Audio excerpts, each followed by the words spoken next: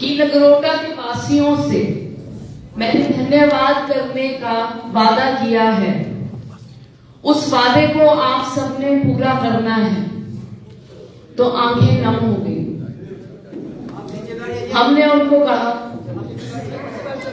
साहब बाबा ये कैसे होगा? कहते नहीं, मैंने जगह चुनी है, दिन चुने हैं, भोजन में क्या लोगों के बीच में परोसा जाएगा वो भी चुना है। ये आप मेरे से वादा करिए कि जो मैंने प्रोग्राम रखे थे वो आप जरूर कराएंगे। उस वक्त राणा साहब को हमने वादा किया कि जो प्रोग्राम उन्होंने खुद अपने हाथ से प्लान किए थे, आप लोगों से रूबरू भी किया था, वो हम जरूर करेंगे। जैसे जैसे वो दिन पास आने लगा, मन में बहुत घबराहट हुई, पर जितनी भी हम हिम्मत बांध सकते थे, हम सब परिवार आपके सामने आए और आप लोगों ने भी राणा साहब की याद में हम सबसे जुड़ना उचित समझा। उसके लिए सब परिवार की तरफ से बहुत बहुत धन्यवाद।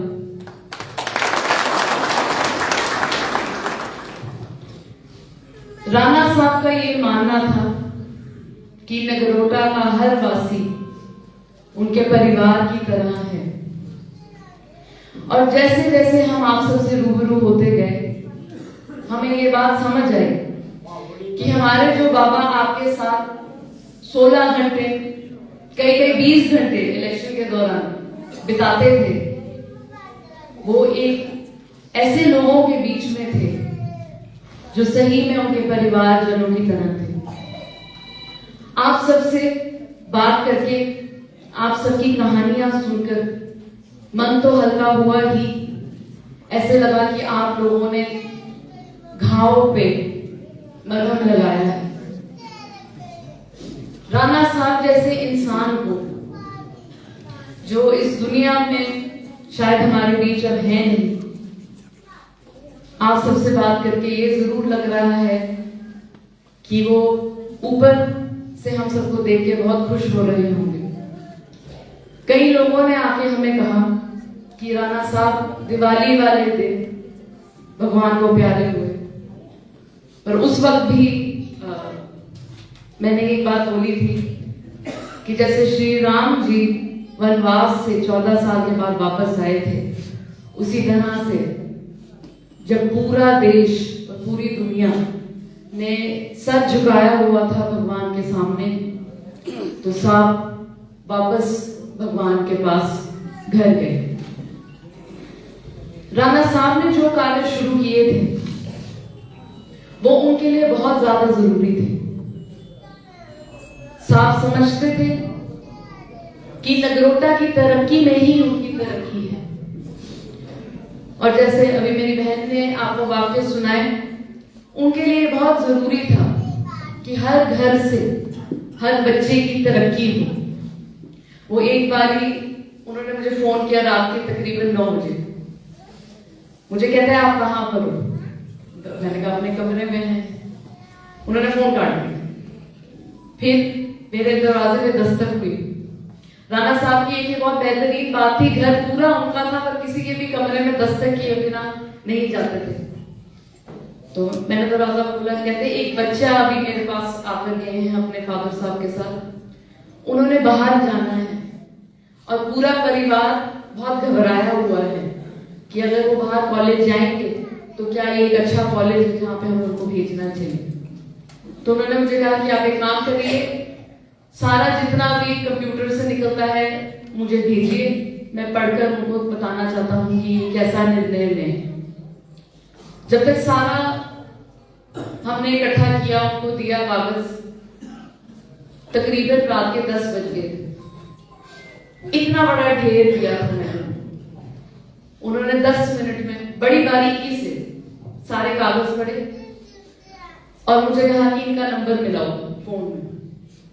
मैं तो बाबा अभी रात के 10 बज गए। आप खुद तो सोते नहीं हैं, शायद दूसरे को भी सोने दें। तो वहां से कहते नहीं, सुबह मेरी 7 बजे मीटिंग है, मुझे जाना है। तो मैं नहीं चाहता कि ये बच्चे का जो सवाल था वो छूट जाए। उन्होंने उसी वक्त फोन किया, पूरे परिवार का साहस मांगा और आज वो बच्चा बाहर पढ़ रहा है और बहुत तरक्की कर रहा है। राणा साहब का यही मानना था कि अगर वो आपके साथ जुड़े हैं तो वो नगरोटा के नेता के तौर पे आपके साथ नहीं जुड़े। उन्होंने आप सबसे वादा किया है कि आपकी तरक्की में ही उनकी तरक्की है और वो अपने निजी तौर से जितनी मदद कर सकते थे करते थे और करना चाहते थे। उन्होंने कई सारे प्लान बनाए थे, जो कल मुझे कोई बता रहा था कि उन्होंने कहा था कि चाहे वो नेता बनते हैं या ना बनते हैं, वो जरूर कोशिश करेंगे कि वो कार्य अपने मुकाम तक पहुंचे। आपको जैसे पता है कि वो अपने आप को जब वो चुनाव के दौरान नाम सोच रहे थे तो किसी ने कहा कि साहब आप तो नगरोटा के सेवादार हैं, और उन्होंने वो ही चुनाव में बात रखी। उन्हें कभी ये नहीं लगता था कि किसी से ऊपर है वो। उनके लिए ये था कि वो जिससे भी बात कर रहे हैं एक बराबरी के दर्जे पे बात कर रहे हैं। कभी कभी तो वो नमन भी इस तरीके से करते थे कि हमें लगता था कि एक इंसान है कि जिस तरीके से बड़े से बात करनी चाहिए, जो इज्जत एक बड़े को नवाजना चाहिए, वो उनसे सीखना चाहिए। मैं आज आपके सामने पूरे परिवार की तरफ से बहुत बहुत धन्यवाद करना चाहती हूँ कि आपने अपना वक्त निकाला। आपने हम सबको ये मौका दिया कि हम आप सबसे बात कर सकें, अपने आप को आपसे साझा कर सकें। और अंकल ने कहा कि मैंने आपको गोद लेना है, मेरी अभी वो उम्र है नहीं है, आप मेरे से बड़े हैं, आप अगर मुझे गोद लेंगे, नगरोटा के वासी अगर मुझे अपनाएंगे, अगर आप गले से लगाएंगे, तो जो आप राह दिखाएंगे उस पे हम चलेंगे। और जो जो वादा हमने राणा साहब से किया था कि जो जो कार्य उन्होंने शुरू किया है उसको मुकाम तक पहुंचा कर रहेंगे, तो हमारा वो वादा भी पूरा होगा।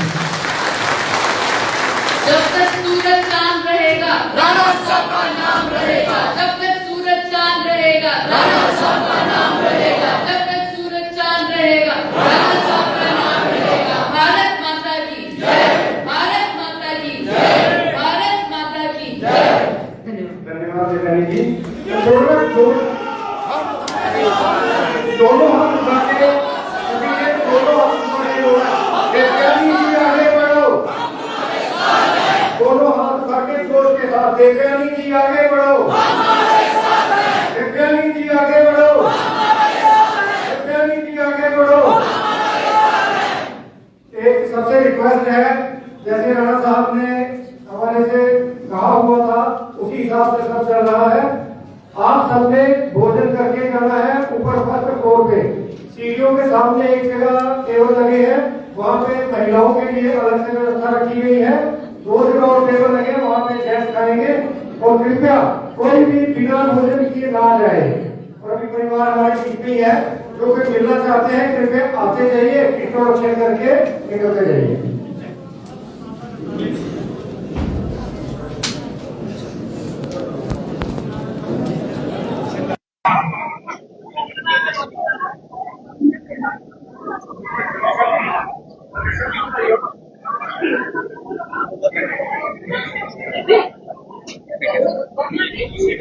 मैं ना इस समय नगरोटा की कॉन्स्टिट्यूंसी में हूँ और देवेंद्र राणा जी की जो बेटी दिव्यानी, उनकी धर्मपत्नी और दूसरी बेटी भी यहाँ पर पहुंचे थे। उन्होंने यहाँ पर जनता का धन्यवाद किया। देवेंद्र सिंह राणा जी ने ये कहा था कि मेरी जनता को जरूर धन्यवाद करना, जिन्होंने मुझे वोट दिया, मुझे सपोर्ट किया। और अभी भी आप देख रहे हैं जनता जो है दिव्यानी जी से किस तरह से मिल रही है, और पूरा प्यार अपना जो है दिव्यानी जी को ये नगरोटा की जनता दे रही है। मैं आपको इसमें ये भी बता दूं कि आज दिव्यानी जी ने ये भी कहा है कि अगर नगरोटा की जनता उनका साथ देगी तो वो नगरोटा की जनता के साथ खड़े रहेंगे, और नगरोटा की जनता के लिए वो अधूरे काम जो दविंदर सिंह राणा जी ने पूरे करने थे और उनके जाने के बाद जो रह गए हैं वो सारे काम जो है पूरे करेंगे। देखते रहिए जेके मीडिया। धन्यवाद जी। राम राम। सत्य सनातन धर्म की जय।